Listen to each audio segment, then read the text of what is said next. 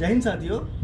तो आज का दिन एक बहुत ही ख़ास दिन होने वाला है और आज के वीडियो में मैं आप लोगों को बताऊंगा कि आज 14 अप्रैल है और पूरे कंट्री में जितने भी फायर पर्सनल है आज के दिन को बहुत ही गर्व से मनाया जाता है। और एक्चुअली आज 14 अप्रैल को हम लोग गर्व से इसलिए मनाते हैं, खैर आप लोग जानते हैं कि नहीं जानते मुझे नहीं पता, अगर जानते हैं तो भी ठीक है, नहीं जानते तो भी ठीक है। फिर भी मैं आप लोगों को एक चीज़ बता देता हूँ कि ठीक आज से सेकेंड वर्ल्ड वॉर का टाइम था।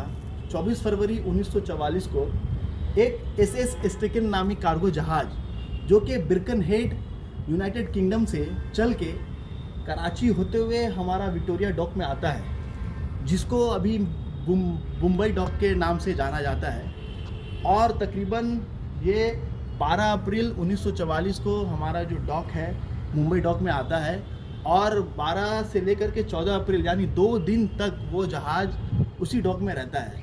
फिर अचानक से 14 अप्रैल के दिन में 12 बजे के करीब में उसी जहाज़ में एक्चुअली क्या होता है कि उस जहाज़ में बहुत सारा एक्सक्लूसिव मटेरियल्स रहता है और कुछ कॉटन्स भी रहते हैं। इसी कारण से 12 बजे के करीब में कुछ एक हल्का धुआं दिखता है और उस डॉक में काम करने वाले जितने अधिकारी हैं सभी फायर ब्रिगेड वाले को जनाते हैं। जनाने के बाद क्या होता है कि वहाँ के जो फायर पर्सनल है उस धुआं के कारण से उसको कुछ दिख नहीं पाता है। इसी कारण से अराउंड 4 बजे करीब एक और धमाका होता है और वो धमाका इतना ज़ोरदार धमाका होता है कि उसके आसपास में छोटे मोटे जो शिप रहते हैं सभी में काफ़ी फायर हो जाता है, बहुत ही तेज़ फायर हो जाता है। इसके कारण से उस फायर को कंट्रोल करने में टोटल हमारे फायर ब्रिगेड के 66 जवान का जान चली जाती है। और उस जान जाने के कारण से ही मेन रीज़न यही है कि आज का दिन 14 अप्रैल के दिन जो कि ब्लास्ट हुआ था और एसएस स्टेकन नामी जहाज़ में आग लगा था, उसको कंट्रोल करने में टोटल 66 जवान हमारे शहीद हुए थे। तो वही शहीद दिवस के तौर पर हम लोग आज 14 अप्रैल के दिन को फायर सेफ्टी डे के तौर पर मनाते हैं।